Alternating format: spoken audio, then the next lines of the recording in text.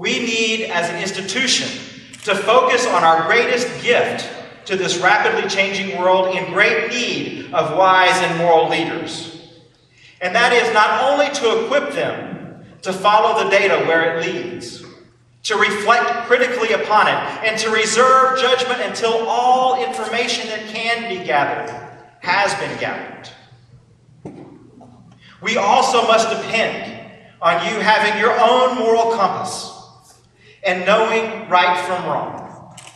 And in those new and demanding and ever-growing gray areas where right and wrong aren't so clear, we need for our leaders in the 21st century to have a method of disciplined, ethical reasoning. We are depending upon you not only to make the right decisions, but to make smart decisions and good decisions. You will carry a tremendous role as you go into this world. And we carry a tremendous burden as well, as educators of the leaders of the 21st century.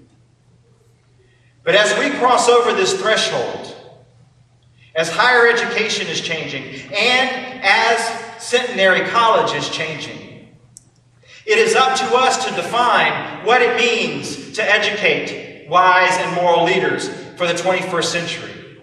There are no precedents out there. There are no standard bearers out there. It is up to us to define the role of church-related liberal education in the 21st century. It is up to us to talk about what it means to be a wise and moral leader in this rapidly changing world. And as we compete over resources, as we live closer together, we will find the world in need of healers, people who can bring peace to a violent world. We will find the world in need of compassionate servants, people who can lift millions out of poverty.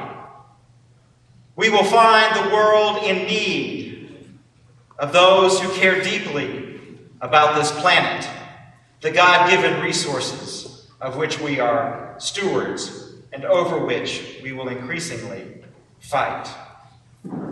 As Bob Edgar, the former president of the National Council of Churches, says, it is up to us to focus on peace, poverty, and the planet Earth. As we confront these challenging times, we must resolve to make this world more peaceful, to make this world more prosperous, and to make this planet more sustainable, preserving it and conserving it and advancing it for our children, our grandchildren, and for generations to come. If not us, who? And if not now, when? At Centenary College, we have our own challenges of the 21st century. We have our own need to find peace. We have our own need to reconcile differences.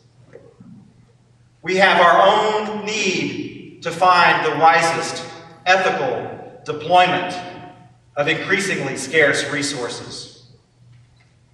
We have our own need to pay attention to this place that has been entrusted to us. For us, the agenda of peace, poverty, and the planet sits home. We must reach out to one another now in Christian love to begin the healing that must take place in this community. Because the work, the mission, and the ministry that we have to do is far too important to do otherwise. We must take a hard look at the precious resources over which we are stewards, and we must be as wise as we possibly can. To do otherwise would be irresponsible. We must take stock of this place that we call home and make sure that the decisions that we make today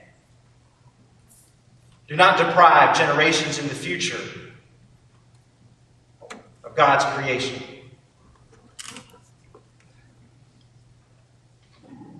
The world, higher education, and Centenary College are at a crossroads.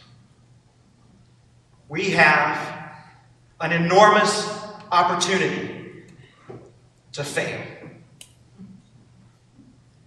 And we have a narrow privilege and responsibility not only to succeed for the sake of this 185-year institution,